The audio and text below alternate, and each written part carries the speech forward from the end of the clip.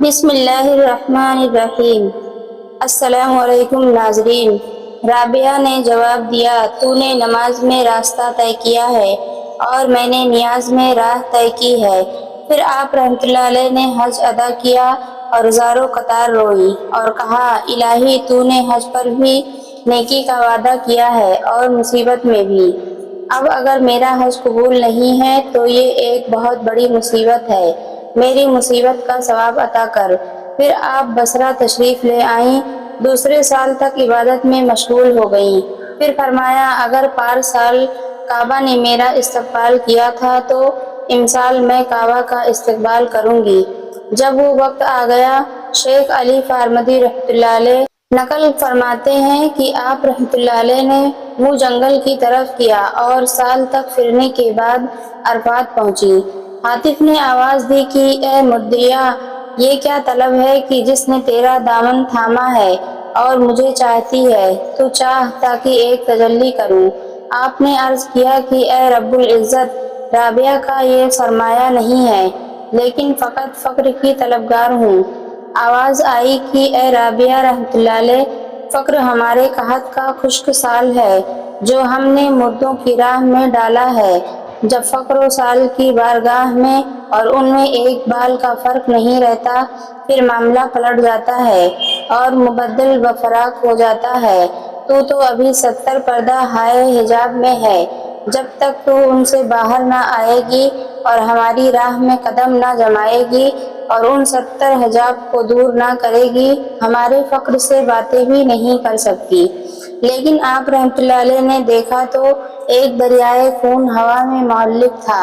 عاطف نے آواز دی کہ یہ سب خون ہمارے عاشقوں کی آنکھوں کا ہے جو ہماری تلاش میں آئے ہیں اور پہلی منزل ہی میں رہ گئے ہیں، اور ان کا نام و نشان دونوں جہاں کے کسی مقام سے بھی برآمد نہیں ہوا۔ آپ رحمۃ اللہ علیہ نے عرض کیا کہ اے رب العزت، ایک صفت تو ان کی روشنی سے مجھے بھی دکھا دے۔ اس حالت میں آپ رحمۃ اللہ علیہ کو عورتوں کا عذر پیدا ہو گیا۔ غالباً مصنف کی مراد اس فقرے سے ایام جاری ہونے سے ہے۔ عاطف نے آواز دی کہ ان کا پہلا مقام یہ ہے، 7 سال تک میری راہ میں پہلو پیبل چلتے ہیں تاکہ مٹی کے ایک ڈھیلے کی زیارت کریں، اور جب اس ڈھیلے کے قریب پہنچ جاتے ہیں تو ان کی علت کی وجہ سے راستہ ان پر مبتد ہو جاتا ہے۔ آپ رحمۃ اللہ علیہ نے عرض کیا، اے خداوند، اگر تو مجھے اپنے گھر میں رہنے کی اجازت نہیں دیتا تو مجھے میرے گھر بصرہ رہنے کی اجازت دے یا مکہ میں۔ اول کعبہ میں حاضر نہ ہوتی، تیری آرزو مند تھی، اب میں تیرے قابل نہیں ہوں، یہ کہا اور واپس ہو گئی۔ نقل ہے کہ 2 شیخ آپ رحمۃ اللہ علیہ کی زیارت کو آئے اور وہ دونوں بھوکے تھے۔ آپس میں کہا، اگر طعام لائے گی تو کھائیں گے، کیونکہ اس کا طعام حلال ہوگا۔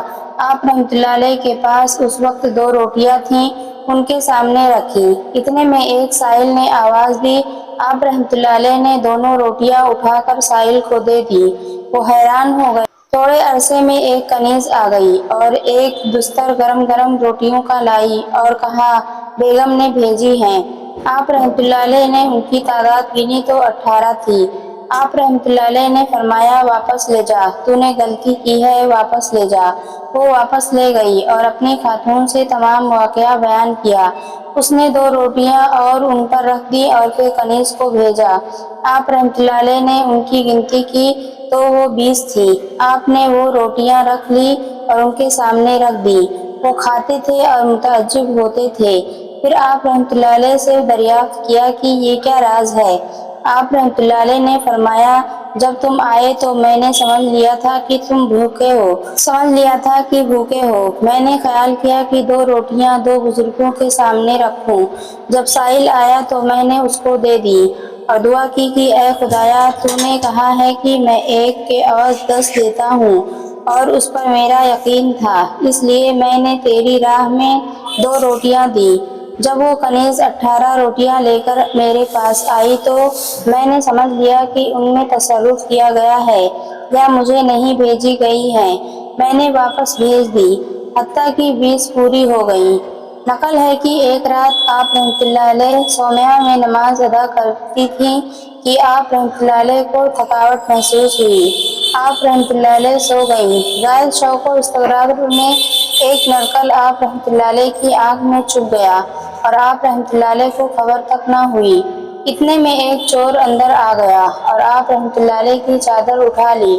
اس نے چاہا کہ باہر نکل آئے لیکن راستہ نہ پایا اور اسی طرح کئی بار ایسا ہوا، یہاں تک کہ سومیا کے ایک گوشے سے آواز آئی کہ اے مرد، اپنے آپ کو تکلیف نہ دے، کیونکہ اس نے رابعہ رحمۃ اللہ علیہ سے مراد ہے چند سال ہوئے اپنے آپ کو میرے سپرد کر دیا ہے۔ ابلیس میں یہ طاقت نہیں کہ اس کو دھوکہ دے سکے۔ بھلا بیچارے چور میں یہ حوصلہ کہاں کہ اس کی چادر لے جائے، تو اپنے آپ کو تکلیف میں نہ ڈال۔ اے نامراد، اگر ایک دوست سویا ہوا ہے تو دوسرا بیدار ہے۔ نقل ہے کہ آپ رحمۃ اللہ علیہ کی خادمہ ایک دن چربی میں پیاز تیار کر رہی تھی، کیونکہ کچھ دنوں سے کھایا پکایا نہ تھا۔ کچھ پیاز کی حاجت محسوس ہوئی کہ ہمسایہ سے لے کر آؤں۔ آپ رحمۃ اللہ علیہ نے فرمایا، 40 سال ہوئے ہیں کہ میں نے خدا سے عہد کیا ہے کہ سوائے اس کے کسی سے نہ لوں گی، چاہے پیاز ہی کیوں نہ ہو۔ اس اثنا میں ایک پرندہ ہوا میں اڑتا ہوا آیا اور چند صاف شدہ پیاز دیگچی میں پھینک گیا۔ آپ رحمۃ اللہ علیہ نے فرمایا، میں شیطان کے مکر و فریب سے بے فکر نہیں ہوں۔ پیاز کو چھوڑ دیا اور صبح کی روٹی کھائی۔ نقل ہے کہ آپ رحمۃ اللہ علیہ ایک روز پہاڑ پر تشریف لے گئیں تو تمام ہرن و گور و خر وغیرہ آپ رحمۃ اللہ علیہ کے گرد جمع ہو گئے اور آپ کو دیکھتے تھے کہ ناگہان حسن بصری رحمۃ اللہ علیہ آ گئے تو وہ سب بھاگ گئے۔ حسن بصری رحمۃ اللہ علیہ نے جب یہ دیکھا تو متحیر ہوئے اور کہا، اے رابعہ، یہ جانور مجھے دیکھ کر کیوں بھاگ گئے اور تم سے کیوں مانوس ہو گئے تھے؟ آپ رحمۃ اللہ علیہ نے فرمایا، آج آپ نے ان کی چربی کھائی ہے تو وہ آپ رحمۃ اللہ علیہ سے کیوں نہ بھاگیں۔ نقل ہے کہ آپ رحمۃ اللہ علیہ کا گزر ایک دفعہ حسن بصری رحمۃ اللہ علیہ کے گھر پر ہوا۔ حسن بصری رحمۃ اللہ علیہ سومیا کے کوٹے پر اس قدر رو چکے تھے کہ پرنالے سے آپ رحمۃ اللہ علیہ کے آنسو ٹپکتے تھے۔ رابعہ نے خیال کیا کہ یہ کیسا پانی ہے۔ جب معلوم ہوا تو کہا، اے حسن، اگر یہ رعونت کی وجہ سے ہے تو ان اشکوں کو نگاہ میں رکھیے تاکہ تمہارے اندر ایک دریا ہو جائے، اور وہ دریا ایسا ہو کہ اگر اس میں اپنے دل کو تلاش کرو تو نہ پاؤ۔ مگر بادشاہ صاحب قدر کے نزدیک حسن رحمۃ اللہ علیہ کو یہ بات سخت ناگوار معلوم ہوئی، لیکن کچھ نہ کہا۔ ایک دن حسن بصری رحمۃ اللہ علیہ نے رابعہ رحمۃ اللہ علیہ کو دریائے فرات کے کنارے پر بیٹھا دیکھا۔ حسن بصری رحمۃ اللہ علیہ نے اپنا مصلح دریا میں پانی پر بچھا دیا اور کہا، رابعہ آؤ تاکہ اس جگہ 2 رکعت نماز ادا کریں۔ آپ رحمۃ اللہ علیہ نے کہا، استاد، جب بازار دنیا میں صاحبان آخرت کو پیش کرتے ہیں تو اس طرح چاہیے کہ تمہارے ابنائے جنس اس سے عاجز ہوں۔ پھر رابعہ رحمۃ اللہ علیہ نے مصلح ہوا میں پھینکا اور کہا، اے حسن رحمۃ اللہ علیہ، اس جگہ آؤ تاکہ لوگوں کی آنکھوں سے پوشیدہ رہو۔ پھر آپ رحمۃ اللہ علیہ نے چاہا کہ حسن رحمۃ اللہ علیہ کے دل کو اپنے ہاتھ میں رکھیں۔